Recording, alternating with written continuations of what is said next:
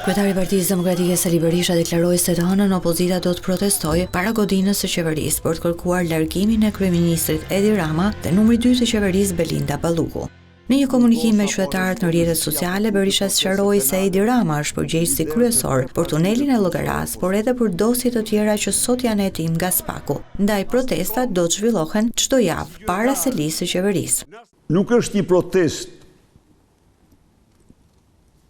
e veçantë kundër Lubi Ballukut, që të garantoj nuk ka hajdutë më të mëdha në tërë historinë, më të madhe në tërë historinë e kombit shqiptar përveç Edi Ramës. Prandaj protesta do bëhet para kryeministrisë dhe vetëm para kryeministrisë.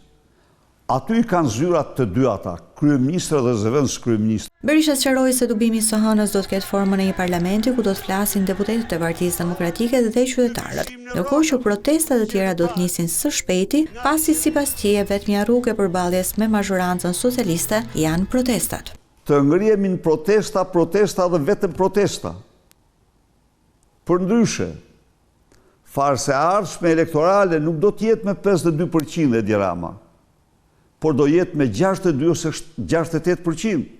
Lideri i opozitës Sali Berisha shfrytëzoi komunikimin në rrjetet sociale për të replikuar në distancë me kryeministrin Edi Rama, në lidhje me qëndrimin e tij se instalimi i kamerave inteligjente do ndihmonte në zbardhjen e atentatit në Rinas. Ky deklaroi se na mungonin kamerat, po cilat kamera mungonin më? Por shqiptarët për atyre kamerave që janë aty panë çdo gjë, panë gjithçka me detaj. Përveç se ti që nuk i shef, se ti do mashtrosh.